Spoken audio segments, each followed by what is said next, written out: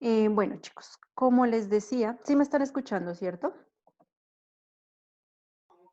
Sí, profe. Vale, gracias.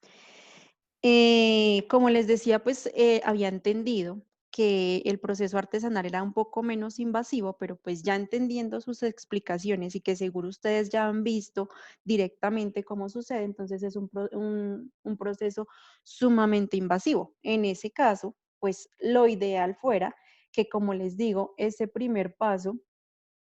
Ay, creo que me adelanté en las diapositivas. Ese primer paso, lo que debería hacerse es pues acabar con todas esas actividades, ¿cierto? Que los desechos agronómicos a los cuerpos de agua, eliminar o darle un mejor uso a cómo desechar esos químicos, ¿cierto? Que los desechos de la minería, que los desechos de las mismas, los desechos residuales. Em, todo esto, ¿cierto? Pues debería dársele un cese o una terminación de esos impactos, ¿cierto? Que pues es un poco complicado, ¿cierto? Acabar con esta mentalidad, ¿cierto? De extracción, extraer, extraer, extraer, ¿cierto? Y pues en ese caso, eh, es muy difícil, ¿sí? Porque, por ejemplo, el minero que ustedes me comentaban, obviamente, pues yo estoy ganando buena plata, estoy sacando oro, estoy sacando, no sé, diamantes, y pues yo estoy ganando plata, yo pues estoy bien económicamente, a mí qué me va a importar, yo voy a seguir haciendo mi actividad, ¿cierto? Pero lo que no sabe es que está cambiando seguramente salud por plata, ¿cierto? Y es muy difícil, pero también es como de tratar, ¿cierto? De que cada uno de nosotros por lo menos trate de ir cambiando esa mentalidad, ¿cierto? Seguramente muchas de estas personas que se exponen también a todos estos químicos, a todo este TNT, como me lo mencionaban, también les pasará algo, ¿cierto? No solamente es el hecho de venir acá y tomarse todos esos contaminantes en el agua, ¿cierto? Sino que de hecho esa minería ilegal conllevará ciertas exposiciones y ciertos peligros, ¿cierto? También para recuperar ecosistemas acuáticos se debe realizar la restauración de la conectividad y la diversidad Profe, del... Sí, dime. yo tengo otro ejemplo, se supone que la energía renovable es para que no genere daños que al medio ambiente y todo, pero usted ha escuchado esas las que hacen energía con la fuerza que golpean las olas y eso pues mata a muchas especies y todo y a los cangrejitos pues los mata y todo, entonces que allí es como una contradicción allí con eso de las energías. ¿Cómo así? ¿Y en dónde se hace esto? ¿Cómo se implementan estas? Pues es que ponen como unas, como unas jaulas o algo así que atrapa allí las fuerzas de las olas. Ah, ok. ¿Y cómo se afecta? O sea, la fuerza de las olas son las que matan a los organismos o son Pues sí, estas porque como, trampas. o sea, las olas, como usted dice, de que lleva a transportar a las especies y todo, ¿no? Y los Ujú. que más se matan allí son los cangrejos porque pues se quedan atrapados en esas como jaulas, en Mm, esas los que aparecen. claro, sí. Ah, yo pensé que era que las mismas olas mataban a los cangrejitos, ¿sí?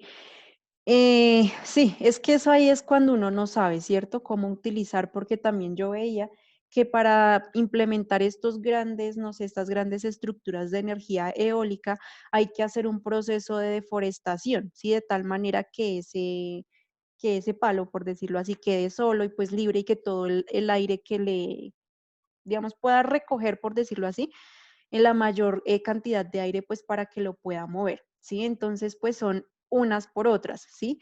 Pero pues en ese caso, si estamos viendo que para utilizar una energía renovable, ¿cierto? Y vemos que está afectando el ecosistema, pues no estamos haciendo nada, ¿cierto? En ese caso, pues lo más óptimo es la energía solar, ¿cierto? Que ponemos unos paneles encima de las casas o en algunos lugares, ¿cierto? Que esa energía nos va a ayudar, que obviamente va a ser difícil, ¿cierto? Porque solamente, o es limitado, por decirlo así, porque solo nos va a ayudar en las horas del día, mientras que en la noche no, pero ya es como cuestión de ver si es bueno o no es bueno implementar estas energías renovables. ¿Sí? Pero bueno, en este caso ya no sería un proceso de contaminación, sino que sería más bien como un proceso de daño a la estructura del mismo ecosistema marino, ¿sí? Y pues que no sé, estas jaulas lo que hacen es acabar con las poblaciones de crustáceos o de cangrejos. Pero pues ahí ya toca es ver cómo hacerlo de una manera menos invasiva o pues que no mate a los animalitos, ¿sí? Les decía que también se debe realizar la restauración de la conectividad de la diversidad del mesohábitat. ¿Alguien conoce qué es mesohábitat? ¿No? ¿Nadie? De pronto sí saben para que me complementen la idea o después no digan que es que les estoy diciendo barrabasadas. Pues el mesohábitat básicamente son los ecosistemas que tienen cierto grado de humedad, ¿sí? Pues obviamente los ecosistemas acuáticos, pues humedad por todo lado, ¿sí? Pero digamos si hablamos de un bosque o si hablamos de, no sé, de una selva, ¿cierto? Un bosque va a tener en su suelo cierto grado de humedad y una selva va a tener cierto grado de humedad, que seguramente la selva tendrá mucha más humedad que el bosque porque pues en las selvas ocurre que llueve más que en los bosques, ¿sí? Pero bueno, eso es básicamente. Que se debe restaurar la conectividad de ese ecosistema acuático o de ese ecosistema húmedo, ¿cierto? Y pues como les mencionaba, restablecer esta conectividad va a hacer que el ecosistema no se vuelva homogéneo, ¿cierto? Que existan diferentes especies y pues en este caso, pues que se restablezcan o por lo menos se mejoren o se recupere algo de esas interacciones biológicas que ocurrían previamente al disturbio en este ecosistema, ¿sí? También es importante generar que se mantengan o se recuperen todos estos procesos hidrodinámicos, ¿sí? Entonces, lo que mencionaba Brenda, que no sé, que las olas seguramente generan cierto proceso biológico, no se me ocurre ahorita un ejemplo, pero bueno, entonces el movimiento del agua genera que se mantenga X organismo, ¿cierto? O que el mismo proceso del ciclo del agua, ¿cierto? Ayuda a que se mantengan en los ecosistemas de X o Y manera, ¿sí?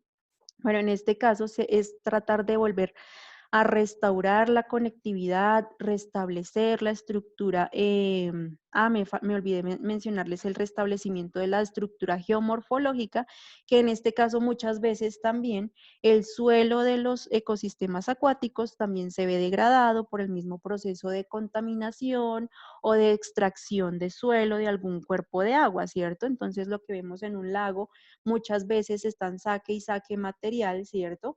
Con estas maquinarias tan grandes, pero no hay como una reposición de ese suelo que se está extrayendo.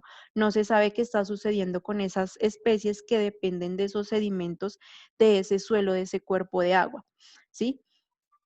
Entonces se deben mantener todos estos procesos, ¿cierto? Además del evitar, ¿cierto? Todos estos impactos en el cuerpo de agua y por último, pues se debe realizar la reoligotroficación de la cuenca. En este caso, se habla de reoligotroficar, de recuperar nutrientes. Cuando ustedes hablan de un ecosistema oligotroficado, quiere decir que tiene pocos nutrientes y que los organismos que viven allí pues pueden sobrevivir a partir de la disponibilidad de pocos nutrientes. Pero el reoligotroficar es como volver a recuperar estos nutrientes que necesita este cuerpo de agua para volver a recuperar esas poblaciones de especies que habitaban allí en este lugar, ¿sí? Entonces, como les mencionaba, es demasiado importante hacer todos estos pasos, ¿cierto? Esto ya sería como un plan de acción. Ya dijimos que el primero era saber cómo estaba ese ecosistema antes del disturbio o antes del daño, ¿cierto? El segundo viene a ser hablar con la sociedad y el tercero ya viene a ser como ese plan de acción que incluye cada uno de estos pasos, ¿cierto? Y pues para hacer cada uno de estos pasos, pues va a ser necesaria la consulta bibliográfica, ¿cierto? ¿Cómo puedo hacer yo para que todos estos desechos aplicados a este cuerpo de agua puedan quitarse, ¿cierto? ¿Cómo vuelvo a reconectar esa diversidad biológica, qué animales, qué plantas, qué microorganismos habían aquí, ¿cierto? El restablecimiento pues del mismo suelo, lo que les decía, cómo era el suelo que tenía, ¿sí? el mantenimiento de los procesos hidrodinámicos, que en este caso pues es complicado, porque si cambia la misma geografía del cuerpo acuático, pues va a ser complicado recuperarlo, ¿sí? Y pues la recuperación de nutrientes en este cuerpo, ¿sí? Lo que pues implica, ya ustedes dirán, eso es casi que imposible volver a lo que era el ecosistema inicial. Y sí, eso es imposible porque como les decía yo creo que en la clase de sucesiones, el ecosistema no vuelve a ser exactamente el mismo, no van a estar los mismos animales, no va a ser las mismas interacciones ecológicas, pero pues por lo menos lo que se busca es tratar de evitar ya la constante contaminación, eliminando esto, ¿cierto? Y restaurar de alguna manera y recuperar tal vez por lo menos alguna parte de esos procesos ecológicos que se daban, ¿sí? Por lo menos de recuperar ese cuerpo de agua que deje de estar contaminado, que deje de estar oliendo a feo, que seguramente esté generando enfermedades en la sociedad humana que exista a sus alrededores, ¿cierto? Y pues esto va a fomentar a la mejora de la salud. Y hasta ahí de pronto, ¿quién quita que ese ecosistema acuático se vuelva tan bonito que se pueda, no sé, hacer un lugar turístico, paisajismo o lo que sea? ¿Sí? Entonces eso es lo que por lo menos se busca en la recuperación de los ecosistemas acuáticos, ¿sí?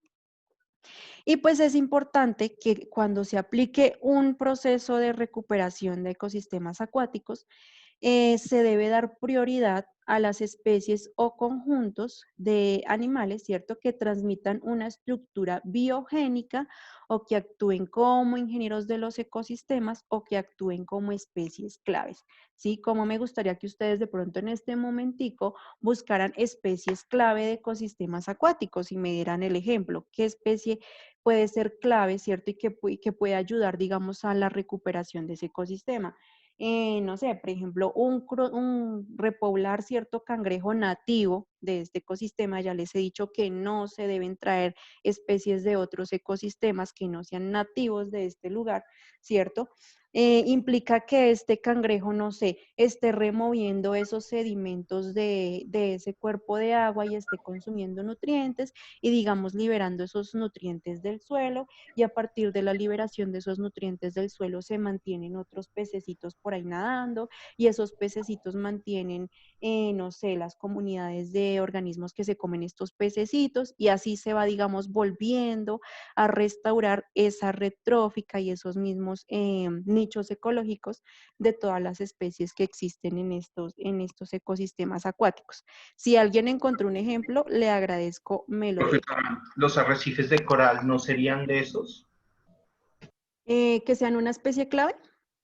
Sí. Sí, claro. En este caso, los arrecifes de coral son una especie clave porque yo siempre hago el ejemplo de que son como los edificios de los ecosistemas marinos, porque en estos arrecifes de coral lo que hacen ellos por su misma estructura, lo que hacen es formar lugares como para hábitat de otros peces. Yo creo que ustedes han visto todos estos documentales y estas imágenes de los océanos donde está el arrecife de coral y hay un montón de pececitos a su alrededor, ¿sí? Además de que son recolectores de nutrientes, ¿sí? Y de que mantienen moviendo, mantienen absorbiendo cierta cantidad de agua, la mantienen liberando. No sé si ustedes han visto una experimentación que aplican un agua con colorante cerca de estos corales y esponjas de mar, ¿cierto? Y pues absorben el agua, ¿cierto? Esta agua con este colorante la absorben por un lado y le sale este colorante por el otro. Entonces ahí se puede ver que ellos hacen como cierto ciclaje de los nutrientes, mantienen limpiando el agua y son sumamente importantes. El nicho ecológico de estos arrecifes de coral son bien importantes y por eso se habla tanto de que la desaparición de los arrecifes de coral desencadena que pues se dañen los ecosistemas marinos de tipo costero que son pues bien importantes para el mantenimiento de la comunidad de peces, para la actividad pesquera, para la misma actividad turística, para la misma limpieza de estos cuerpos de agua, ¿sí? Entonces ese sí es un ejemplo bien importante. Si alguien tiene otro ejemplo, le agradezco me lo ayude a dar, ¿sí? Profesora, y el plancton, que es como la base de la alimentación de los pequeños peces, y de ahí pues ya los consumen más grandes, más grandes, más grandes, también no sería básico en este caso. Ujú. Sí, en este caso sí sería una especie clave, pero digamos, sí, bueno, sí es bueno el ejemplo, pero en este caso esta sería como una interacción de tipo solamente trófica, por decirlo así, el plancton, organismos fotosintéticos, que pues son el primer eslabón de esta cadena trófica o de esta red trófica, ¿cierto? Alimentan al zooplancton, que vienen a ser todos estos animalitos pequeñitos. El zooplancton va a alimentar estos peces más grandecitos y los peces más grandes pues van a alimentar a los más grandes y así sucesivamente. Sí, también son, digamos, podrían ser una especie clave, pero en este caso serían como la base de esa cadena trófica, mientras que una especie clave, aparte, digamos, de desencadenar ciertos procesos de alimentación, pues desencadena otros beneficios al ecosistema. Como les digo yo, los arrecifes de coral son como los edificios, ¿cierto? Filtran agua, limpian el agua. Y bueno, todas estas propiedades emergentes que tienen. ¿Sí es claro para ti, Fernando? Sí, profesora, perfecto, gracias. Vale, con gusto. Y pues sí, eso es como lo más importante de la recuperación de los ecosistemas acuáticos. Eh, Siempre pues va a haber una diferencia entre los ecosistemas de agua dulce y los ecosistemas de agua salada o marinos, ¿cierto? No podemos llegar a intervenir de la misma manera un ecosistema de agua dulce que un ecosistema de agua salada, porque tienen características muy importantes, diferentes, por decirlo así, en este caso, pues principalmente la sal, ¿cierto? Pero pues aparte de esta diferencia es que pues va a haber una mayor restricción espacial de las especies que viven en cuerpos de agua dulce, ¿sí? Entonces tenemos el río que tendrá, no sé, un caudal de, no sé, 10 metros, no sé, una profundidad de tanto, ¿cierto? Mientras que un océano o un mar, ¿cierto? Siempre va a estar creciendo, digámoslo así, en términos generales. Partimos de las costas, podemos ir como más lejitos de las costas hasta llegar a mar abierto prácticamente. Entonces van a ser ecosistemas muy importantes, muy diferentes en cuanto uno a la presencia de sal o ausencia de sal y dos, pues la cantidad de espacio que hay en ellos, ¿cierto? La importancia de la vegetación enraizada, ¿sí? Es decir, en los ríos, depende del río, depende del caudal del río, de la rapidez de este río, va a haber cierta vegetación enraizada o dispuesta en las profundidades, dependiendo de la parte del río, si es una parte muy profunda, si es una parte poco profunda, con muchas piedras, con pocas piedras, ¿cierto? Entonces va a variar la enraización o la presencia de especies vegetales, ¿cierto? Que estén en las profundidades de estos cuerpos de agua. Lo mismo pues en los océanos o mares. Seguramente habrá mucha más vegetación en las costas y en los lugares menos profundos que en los lugares más profundos por el mismo hecho de que la incidencia de luz solar va a ser diferente en las orillas del mar que pues en mar abierto, ¿cierto? Entonces, esto es importante. También la presencia de insectos en agua dulce, ¿cierto? Los insectos de agua dulce, como, no sé, las libélulas, todos estos animalitos que caminan como sobre el agua, ¿cierto? En general se ven mayormente pues en los cuerpos de agua dulce, ¿cierto? Ustedes van a un lago, a un río que tenga cierta parte de agüita estancada, van a ver gran cantidad de insectos. Mientras que pues yo no conozco el mar, pero asumo, ¿sí? Que cuando uno va al mar, sí habrá cierta presencia de insectos en las orillas, pero a medida que uno se va alejando de las orillas, pues va a ir disminuyendo la cantidad de insectos, ¿cierto? O tal vez puede que no haya. El que haya ido al mar, pues me explicará si lo que estoy diciendo es verdad o es mentira, ¿sí? Pero pues es importante que pues entiendan que va a haber va a haber mayor cantidad de insectos en los cuerpos de agua dulce que en los cuerpos de agua salada, ¿sí? Y pues también que va a haber mayor dispersión y conectividad en los sistemas marinos. La mayor dispersión, como les decía, bueno, yo les hablaba de dispersión de semillas, pero no solamente las semillas se dispersan, sino que todos los animales nos dispersamos, ¿cierto? Y en ese caso, pues, ¿cómo se van a dispersar estos animales dependiendo de esos arrecifes de coral, cómo están disponibles en el ecosistema, ¿cierto? Y cómo va a ser esa conectividad entre esos organismos, ¿sí? Entonces, la conectividad seguramente va a ser mayor en los sistemas marinos porque, pues, como las especies van a poder ir migrando de un lado a otro, tenemos especies migratorias que vienen desde los polos prácticamente, tenemos especies migratorias que migran dentro del mismo continente, por decirlo así, o dentro del mismo país, especies migratorias de aquí de Colombia, por ejemplo, que se mantienen yendo de arriba para abajo, por decirlo así. Entonces ya depende de cómo se relacionen esas especies unas con otras, ¿sí? Y entonces esa relación va a aumentar la conectividad entre organismos en los océanos y en los mares que la conectividad entre organismos dentro de los cuerpos de agua. ¿Sí? Y pues todas estas características también son importantes tenerlas en cuenta, pues para el proceso de restauración. ¿Sí? Como lo dice acá en la diapositiva, las diferencias van a dictar diferentes enfoques, pues para desencadenar un trabajo de restauración. Ya sabiendo cómo es la restricción espacial, la importancia de la vegetación enraizada, los insectos y la dispersión en un cuerpo de agua y en un cuerpo de agua dulce y en un cuerpo de agua salada, pues ya sabremos cómo poder intervenir este ecosistema, ¿sí?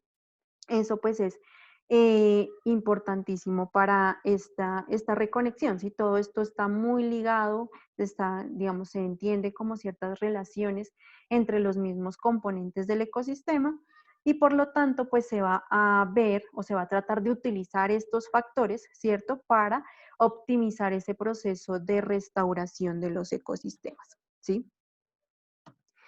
A ver, listo.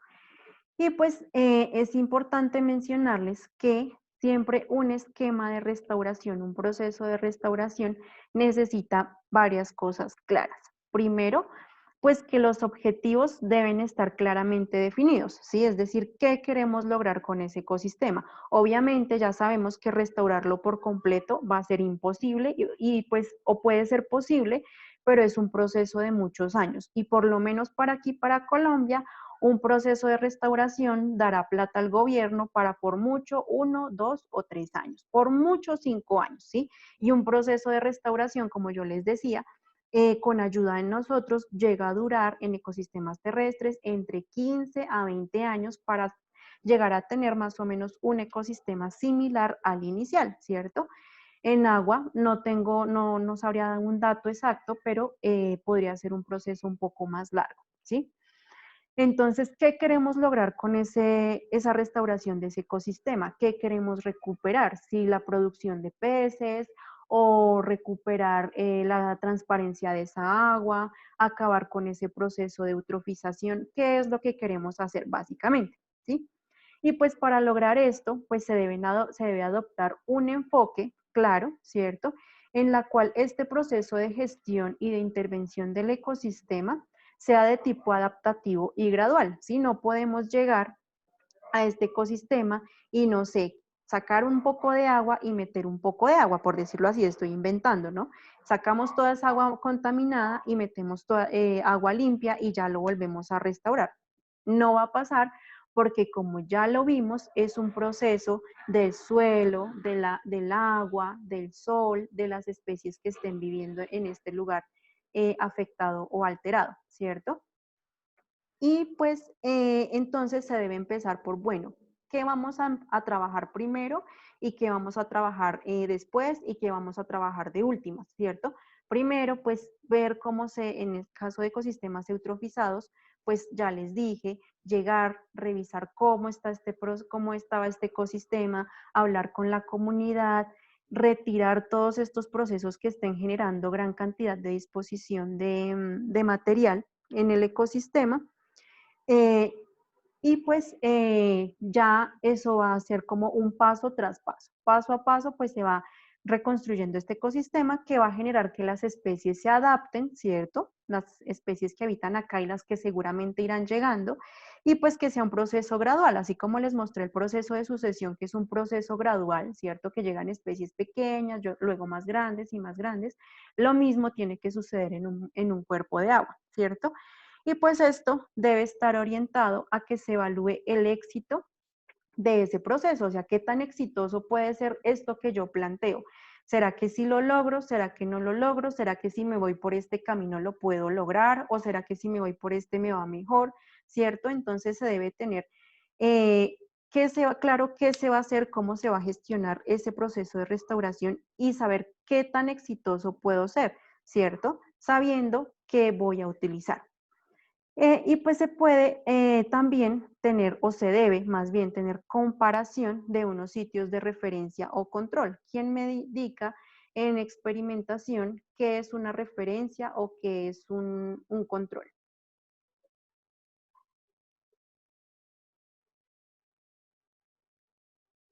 ¿Nadie? ¿En experimentación no lo vieron Un ustedes? control Ujú, es un, ¿cómo le digo? Un referente que no se le aplica ningún procedimiento. ujú, exactamente, Entonces, sí. es la comparación, a ver si se mejora o se empeora. Exactamente. Ese punto control en experimentación, ¿cierto? Es algún, no sé, montaje, por decirlo así, o algún lugar en el cual, como lo dice Fernando, no se hace nada, ¿cierto? Se tiene como punto de referencia cómo está eso, ¿cierto? Y otro lugar, si se le hacen todas las experimentaciones o a otro lugar o a otro montaje, ¿sí? Entonces se le hacen las experimentaciones y se va a ver al final de todo este proceso de experimentación qué diferencias hay y si funcionó o no funcionó el proceso, en este caso de restauración, ¿cierto? Entonces hay que tener como esto le servirá para su proyecto, ¿cierto? En el cual pues tomen una referencia control, un pedazo de suelo que no le hagan nada, ¿cierto? Y otro pedazo de suelo al que le hagan todos estos procesos de restauración, de los que vayan ustedes a plantear en su metodología, ¿cierto? Entonces, esto pues es importantísimo en ecosistemas acuáticos o terrestres, ¿sí? Entonces debemos tener una gestión adaptativa gradual, ¿cierto? Debemos evaluar el éxito del ecosistema y debemos realizar una comparación de ese ecosistema de referencia, ¿sí? Que en ese caso podemos hasta coger una referencia de un ecosistema degradado y una referencia de un ecosistema no degradado, ¿cierto? Un control, ¿cierto? Podemos tener en este caso dos tipos de control, uno inicial y uno final, ¿cierto? Pero pues eso ya depende de las mismas condiciones del ecosistema, porque si el ecosistema está totalmente degradado, pues no podemos saber cómo era inicialmente o podemos hacernos un ideal a partir de lo que nos digan los habitantes de ese lugar, de registro fotográfico o de registro bibliográfico, ¿sí? Entonces, eso pues es importantísimo para que lo tengan en cuenta, ¿sí? Entonces ya hemos visto cómo debe ser ese paso a paso, ¿cierto? Y dentro de ese paso a paso a la hora de restablecer un ecosistema, debemos utilizar todos estos ítems y debemos tenerlos muy en cuenta, ¿sí? Todavía falta. No me iba a demorar tanto hoy. Bueno.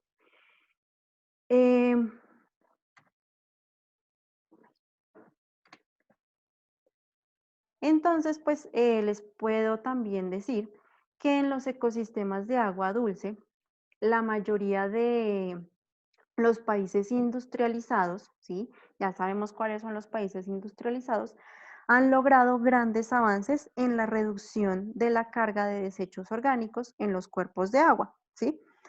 En ecosistemas tales como ríos, ecosistemas lacustres, estuarios y aguas costeras. ¿Quién me dice qué es lacustre y qué es estuario?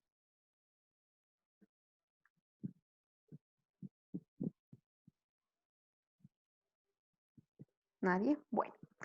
Los ecosistemas lacustres son ecosistemas de tipo lago, ¿sí? Los lagos, que son un ecosistema de tipo acuático, ¿sí? Y los estuarios son estos lugares que yo les mencionaba en la clase pasada, donde hay pues un río que llega, sale del continente y llega al mar, ¿cierto? Pero en este caso la fuerza del océano, la fuerza del mar es tan fuerte que en algún pedacito del río entra agua salada, ¿sí? A este río, ¿sí? Entonces eso es un estuario. Y pues aguas costeras, pues todos los ecosistemas de tipo costero, las aguas que están en las costas de los continentes, ¿sí?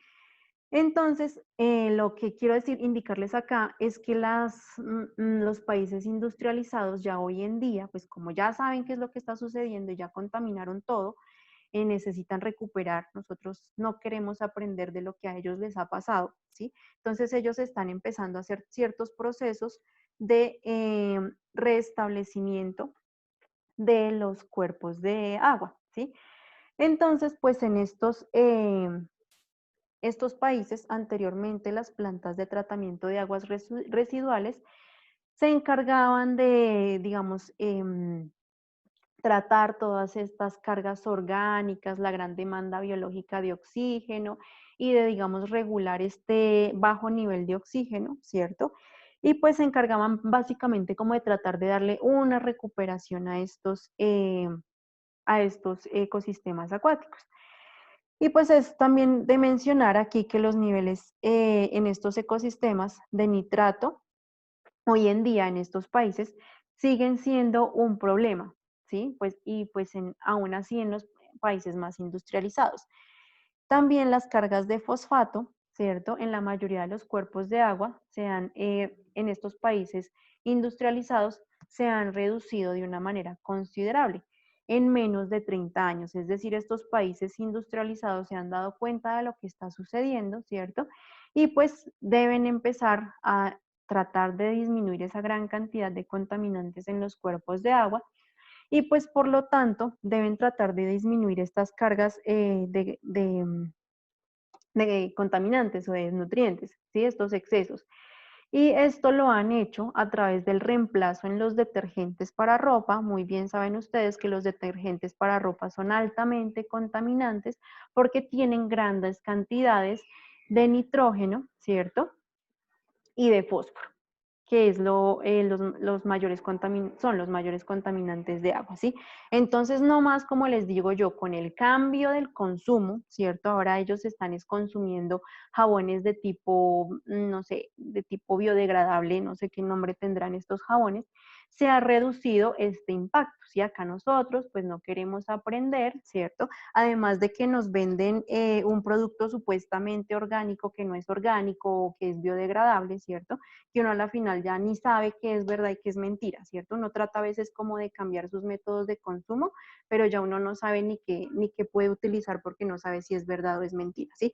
Pero entonces, bueno, estos países industrializados ya han pasado por un proceso de daño de sus ecosistemas y han dicho, bueno, tenemos que empezar a dejar digamos, de echarle toda la porquería a las plantas de tratamiento y pues empezar por una parte en nosotros mismos de generar un fomento a la creación o a la recuperación o al menor desecho de nutrientes en nuestros cuerpos de agua, ¿sí?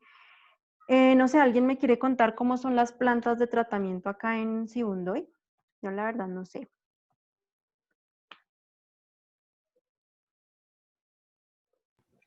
Solo funciona al apretar de Santiago. Los demás municipios no tienen.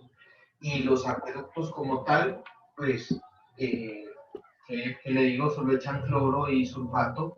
para, pues, para matar los microorganismos y para asentar los residuos. El resto no tiene más tratamiento.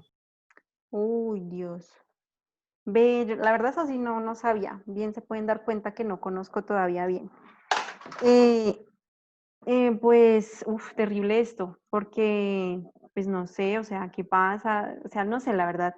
Es preocupante esto por lo que les digo, si todos estos desechos de nosotros, ¿a dónde van a ir, cierto? ¿Quién se estará tomando todos esos desechos? ¿A dónde están llegando? Si no hay una planta de tratamiento, pues peor la situación, ¿cierto? Y en un lugar, pues digámoslo así, tan conservado como lo es el Valle de Sibundoy, ¿sí? Que pues es un lugar que es caracterizado y toda la gente quiere venir acá a conocerlo porque es muy natural, muy limpio, muy todo, pero pues no sé, esto debería tenerse muy en cuenta en todos estos planes de ordenamiento territorial y pues haber más inversión en este tipo de cosas. Pero bueno, eh, esto pues para que lo tengan en cuenta de pronto cuando ustedes como profesionales o como tecnólogos, saber qué es lo que se debe hacer en el Valle de Sibundoy, ¿cierto? ¿Qué es lo que se debe hacer? ¿Para qué hacer? Es una necesidad, básicamente esto de las plantas de tratamiento de agua, ¿cierto? Pero pues bueno, eso sí me dejó como preocupada, pero bueno. Y pues como les digo, así como con el agua con exceso de nutrientes, también se trata las aguas acidificadas, ¿cierto? En este caso, pues estas aguas acidificadas, ¿sí? Que son en general aguas no calcáreas, ¿cierto? O mal amortiguadas, se les ha reducido toda esta acidificación mediante el uso de algunas tecnologías de filtrado que están relacionadas con la fuente de este proceso de contaminación y además de la reducción del azufre que viene del combustible, ¿sí? Entonces, en este caso, pues lo que se ha hecho es ya, bueno, tenemos agua acidificada, no la podemos utilizar, no la podemos tomar, está dañando los suelos, las plantas, tenemos que hacer algo, ¿sí? En este caso, pues se han amortiguado reduciendo el uso de ciertas haciendo uso de ciertas tecnologías para irlas filtrando y quitarle toda parte de estos químicos o de estos componentes que las están volviendo ácidas, ¿sí? Y pues además, ay, perdón, me salió acá esto, que no veo. Listo, la restauración de los lagos debe ser activa, ¿sí? Porque son cuerpos de agua que no se mueven. Y pues de los ríos debe ser por encalado, que se me olvidó que era encalado. Ay, chicos, me olvidé. Si alguien me puede ayudar, que era encalado, yo lo había investigado, pero me olvidé.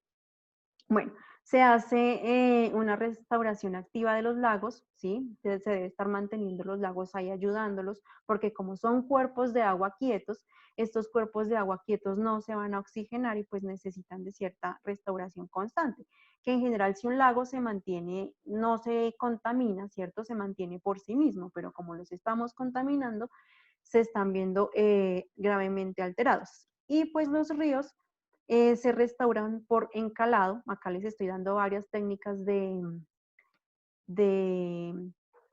digamos, de restauración, pero me olvidé que era encalado. Les debo el dato. Bueno, o si alguien me quiere ayudar, le agradezco. Y pues es importante mencionarles que muchos países en desarrollo aún están enfrentando grandes desafíos para poder descontaminar todos estos cuerpos de agua para lograr este objetivo, ¿sí? Que es el que les planteé al comienzo de la clase, ¿sí? Mezcla de cal y agua a la que se le añade arena. Bueno, pues sí, ya me acordé, ya me estoy acordando. Sí, es decir que estos cuerpos de agua acidificados, ¿sí?